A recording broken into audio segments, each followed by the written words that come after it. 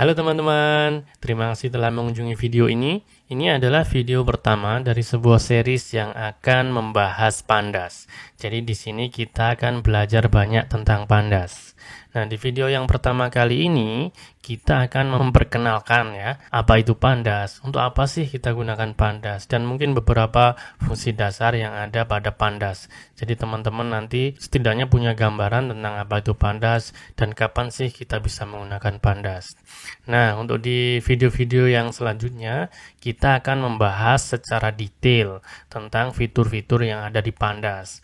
Contohnya, kita akan membahas tentang bagaimana cara import data dari beberapa jenis file, atau kita akan membahas struktur data yang ada pada pandas. Jadi, nantikan juga video-video selanjutnya. Sebelum kita masuk ke pokok pembahasan utama, mari kita bahas dulu tentang text editor yang akan kita pakai. Kita akan memakai Google Colab sebagai text editor di series kali ini. Apa sih itu Google Colab? Google Colab itu adalah sebuah text editor yang ditawarkan oleh Google. Google Colab ini based on Jupyter Notebook. Kalau teman-teman tahu Jupyter Notebook ya, ini adalah sebuah text editor yang memang cocok untuk kita belajar Python, untuk belajar data analisis, atau juga machine learning. Jadi memang ini text editor yang cocok sekali kita pakai untuk belajar pandas.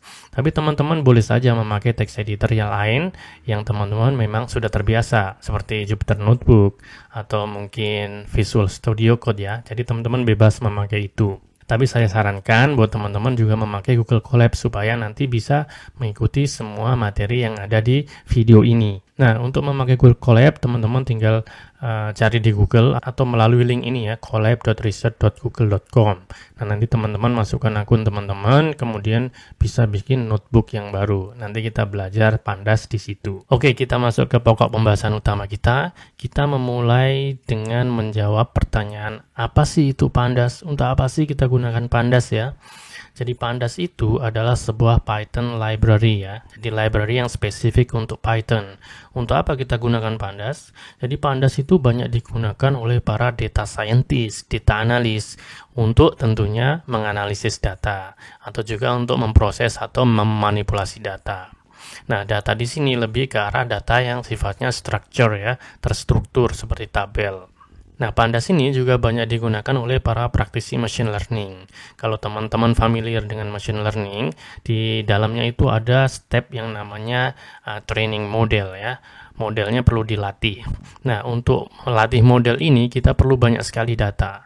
Nah, tapi data ini sebelum kita gunakan untuk training ya, kita perlu membersihkannya dulu, kita perlu merapikannya.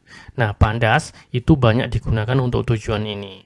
Jadi nanti kalau teman-teman ingin belajar machine learning, tentunya teman-teman perlu belajar tentang pandas. Nah, teman-teman kalau ingin menganalisis data, manipulasi data, sekarang teman-teman sudah punya gambaran, oh, untuk tujuan ini kita bisa memakai pandas nih. Nah, seperti itu ya.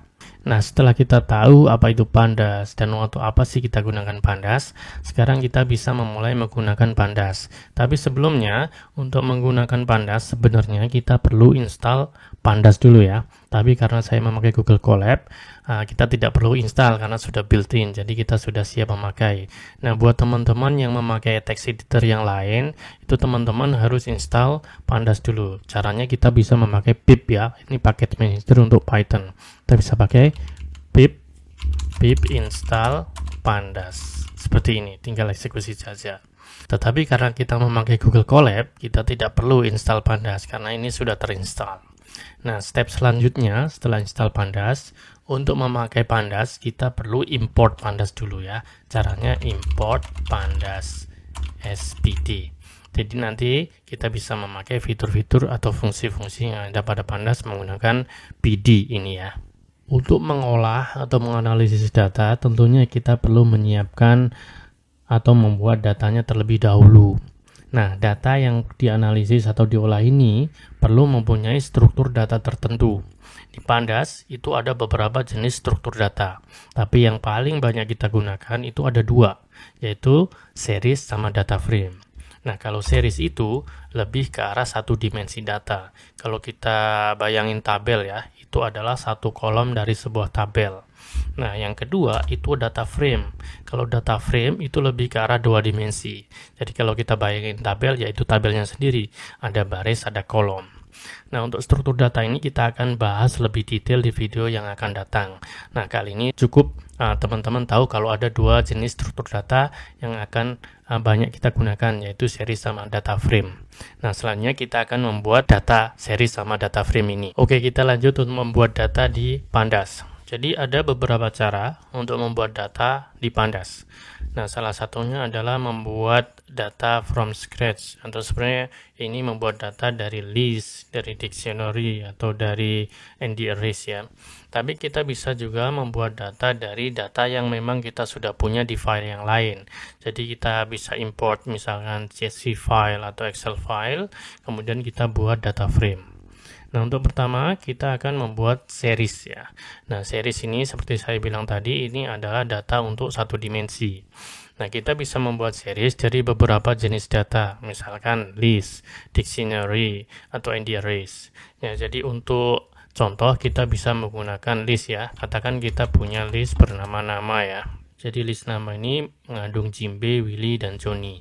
Nah, sekarang kita bisa membuat series dengan series function ya. Katakan kita punya pd.series ya. Nah, kita masukkan listnya di sini ya. Kemudian kita eksekusi. Nah, kalau kita eksekusi hasilnya akan seperti ini. Jimbe, Willy, Johnny. Jadi series kita berasal dari nama list nama ini ya. Kita tahu list nama ini ada Jimbe, ada Willy, ada Johnny. Jadi series yang kita buat juga mengandung data yang sama seperti ini. Tapi kalau kita lihat di sebelah kiri ini ada 0, 1, 2. Ini apa? Ini adalah sebuah indeks yang otomatis diberikan oleh series function ini. Jadi ini adalah sebuah label untuk data tertentu ya, misalkan 0 untuk Jimbe. Tapi sebenarnya kita bisa juga mengatur indeks ini sesuai kemauan kita. Tapi nanti kita akan bahas indexing lebih detail di video yang akan datang. Oke, sekarang kita bisa lanjut untuk membuat data frame. Jadi data frame ini adalah sebuah struktur data yang cocok untuk dua dimensi data, seperti tabel ya. Nah, kita bisa membuat data frame seperti series tadi. Kita bisa membuat data frame dari beberapa jenis data, misalkan list atau dictionary atau ND arrays ya. Kita juga bisa membuat data frame ini dari series. Beberapa series digabungkan jadi data frame, atau bahkan kita bisa membuat data frame dari data frame yang lainnya. Nah, untuk contoh kita akan membuat data frame dari sebuah dictionary. Katakan kita punya dictionary namanya members ya. Nah, members ini punya data nama sama umur. Nah, ada 3 nama, ada 3 umur juga. Jadi kalau kita baca, Jimbe itu punya umur 23, Willy punya umur 20 ya, Johnny punya umur 40. Nah, kalau kita ingin membuat data frame, kita bisa memakai function seperti namanya data frame. Contohnya, pd.dataframe. Terus kita masukkan data aslinya di sini ya. Nah, sekarang kalau kita pengen lihat, sekarang kalau kita eksekusi hasilnya seperti ini ya. Jadi kita bisa lihat dari dictionary members ini kita bisa membuat data frame yang memang bentuknya seperti table. Ada baris, ada kolom ya. Bacanya sama, Jimbe punya umur 23, Willy punya umur 20 dan seterusnya. Kita juga bisa lihat di sebelah kiri ini ada 0, 1, 2, 3. Nah, ini adalah sebuah indeks seperti series yang tadi. Nanti kita akan bahas tentang indeks di video yang akan datang. Kita juga bisa membuat data dari file yang sudah kita punya. Nah, ini adalah cara yang lebih umum kita gunakan karena biasanya kita mempunyai data itu dari berbagai jenis source ya. Bisa download dari internet atau dari data yang memang sudah ada. Nah, data ini biasanya disimpan di beberapa jenis format ya, misalkan CSV file atau Excel file. Nah, kali ini sebagai contoh kita akan import data dari CSV file. Nah, data yang kita punya sebenarnya sudah disediakan oleh Google Colab kalau teman-teman memakai Google Colab. Nah, kalau teman-teman memakai Google Colab, tinggal klik aja di sini ada icon folder ya. Klik di sini, kemudian kita bisa dilihat ada sampel data folder. Nah, ini klik aja tanda ini kan terbuka jadinya. Di sini ada beberapa jenis file. Kita akan menggunakan California hosting test.csv file. Nah, teman-teman kalau tidak memakai Google Colab, teman-teman bisa download filenya dari link yang ada di description. Setelah download, teman-teman bisa upload melalui di sini ya, ada icon upload ini, atau juga kalau mau langsung di sampel data folder, ini diklik di sini terus upload seperti itu. Untuk membuat data dari CSV file, kita bisa menggunakan function dari Pandas ya, yaitu read CSV ya. Jadi sebagai contoh kita punya variabel df, kita bikin data ini ya, df ini dari CSV. Nah, ini argumen dari read CSV ini adalah file path yang kita mau ya. Dan di sini karena data saya ada di sampel data folder, nah itu perlu kita cantumkan di sini. Nah, ini adalah nama file kita, yaitu file ini. Nah, kalau kita eksekusi ini, maka data frame kita akan ditampilkan di sini ya. Kita bisa lihat data kita ada 3000 rows ya. Di sini ada longitude, latitude, housing dan sebagainya. Nah, data kita itu banyak sekali ya di sini. Ada 33.000 baris ya. Jadi terlihat semua di sini. Tapi bagaimana kalau kita cuma pengen melihat data yang di awal saja atau di akhir saja? Nah, itu ada caranya ya. Misalkan kita di sini mau melihat data yang paling depan aja, df head ya. Kalau kita eksekusi di sini, maka ditampilkan 5 data pertama ya. Kalau kita pengen 10 data pertama bagaimana? Gampang, tinggal masukin aja di sini 10, angka 10 ya. Sebagai argumen dari head function ini. Makanya ada 10 data pertama, 0, 1, 2, 3 sampai 9. Nah, kalau data terakhir bagaimana? Hampir sama caranya, cuma ada fungsi yang lain, yaitu df.tail ya, buntutnya. Nah, ini pada defaultnya itu ada 5 data terakhir akan dimunculkan atau ditampilkan. Tapi kalau kita mau misalkan 10 data terakhir, sama seperti head tadi, kita bisa memakai argumen di sini 10. Jadi 10 data terakhir akan ditampilkan di sini. Jadi ada fitur yang lain juga untuk melihat data kita ya. Kita bisa memakai df.describe. Nah, kalau kita pakai ini, kita bisa melihat statistik data kita ya. Misalkan ada berapa data ya, ada 3000 ya, 30.000 ya. Ada juga rata-rata atau standard deviation atau minimum maksimum seperti ini. Kalau kita amati data kita bisa tahu bahwa data kita itu mempunyai banyak kolom seperti longitude, latitude, housing median age dan sebagainya. Data kita juga mempunyai banyak baris sampai 3000 baris ya. Nah, sekarang pertanyaannya bagaimana kalau kita ingin melihat data dari kolom tertentu atau beberapa kolom tertentu ya, atau bagaimana kita melihat data dari sebuah baris atau beberapa baris. Itu caranya gampang ya. Caranya kalau untuk melihat data dari sebuah kolom, kita bisa memakai notasi seperti yang ada pada dictionary yang ada pada Python ya. Contohnya kalau kita pengen melihat di sini melihat total room saja ya, kolom dari total room. Nah, kita bisa memakai notasi seperti dictionary seperti ini. Nah, kita bisa lihat kalau data kita yang ditampilkan ini hanya data dari total room seperti itu. Nah, bagaimana kalau kita ingin melihat dari beberapa kolom? Caranya hampir sama, cuma di dalam bracket ini kita kasih list lagi total room, atau misalkan kita pengen lihat total bedroom ya. Nah, kita bisa lihat di sini yang ditampilkan adalah data dari kolom total room sama total bedroom. Angkanya sama 3885 sama 661 ya. Nah, kita bisa lihat di sini 3885661. Oke, sekarang bagaimana kalau kita ingin melihat data dari baris tertentu?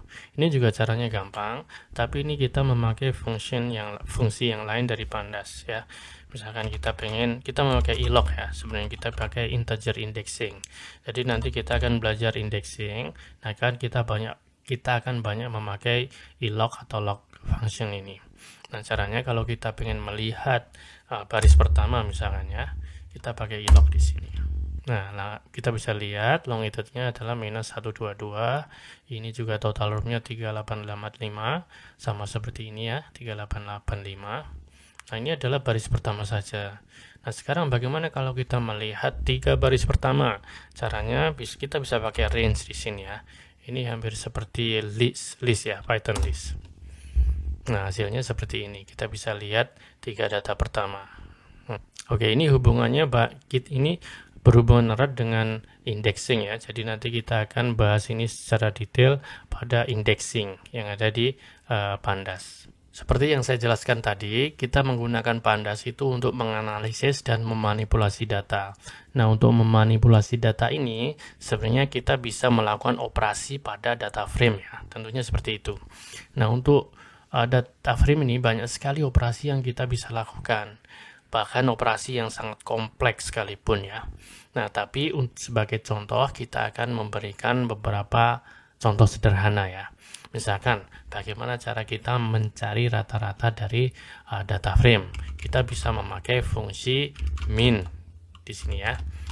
Kalau kita eksekusi, kita bisa lihat rata-rata dari setiap data yang kita punya. Ada longitude, latitude, itu rata-ratanya seperti apa, kita bisa lihat di sini. Kita bisa juga melakukan operasi dasar seperti tambahan atau pengurangan ya. Misalkan kita pengen menambah data frame kita setiap elemennya dengan angka 10. Jadi kita bisa lihat di sini yang awalnya datanya adalah minus 122, ini jadi minus 112. Yang awalnya 27 jadi 37. Jadi semua elemen yang ada pada data frame itu ditambah 10 karena ini ya. Kita juga bisa melakukan sebenarnya fungsi yang kompleks dengan fungsi apply ya, di sini apply. Jadi argumen dari apply ini adalah sebuah function ya, sebuah fungsi. Jadi fungsi ini akan memanipulasi setiap data yang ada pada data frame. Nah, sebagai contoh kita misalkan punya lambda function ya, di mana x itu akan dikalikan 10 ya misalkan. Jadi kalau kita pakai ini, itu kita bisa lihat yang awalnya datanya adalah ini ya, 122 ya, jadi 1220, 37 dari 37 ini ya, 27 dari 270. Jadi setiap elemen yang ada pada Pandas, yang ada pada data frame ini dikalikan 10. Jadi fungsi apply ini sangat powerful ya untuk memanipulasi data. Tergantung fungsi yang sebagai argumen di sini, sebagai kompleks apa, seperti itu. Jadi ini sangat berguna sekali untuk memanipulasi data. Kalau kita berbicara tentang analisis data, tentunya kita tidak terlepas dari visualisasi data ya. Karena dengan visualisasi data, kita akan lebih mudah mendapat gambaran tentang data kita. Jadi kita lebih mudah untuk menganalisis data kita. Nah, untungnya Pandas ini juga menyediakan fitur yang bagus untuk visualisasi data. Bahkan ini juga bekerja bagus jika kita juga menggunakan Matplotlib library ya. Tapi sebagai contoh kita berikan contoh yang simpel saja. Misalkan kita pengen plot total bedroom ya. Kita bisa memakai function plot di sini. Jadi kita bisa lihat di sini total bedroom dari data kita seperti ini. Nah, sumbu Y-nya ini ada total bedroom. Nah, sumbu X-nya itu adalah indeksnya 0 sampai, kalau kita lihat di sini indeksnya 0 sampai 2999. Nah, kita sebenarnya bisa atur juga X-nya mau sumbu apa, atau Y-nya itu total bedroom saja atau data yang lain gitu, itu bisa specify ya. Jadi nanti kita akan bahas bagaimana cara visualisasi di Pandas di video yang akan datang. Jadi tolong dinantikan ya. Jadi itu cukup untuk kali ini perkenalan dengan Pandas ya. Saya harapkan teman-teman sekarang sudah punya gambaran tentang apa itu Pandas dan untuk apa digunakan Pandas, atau mungkin fungsi-fungsi dasar yang ada pada Pandas. Jadi nantikan di video-video selanjutnya kalau teman-teman ingin belajar lebih detail tentang Pandas ya. Jadi terima kasih telah melihat video ini, sampai jumpa lagi.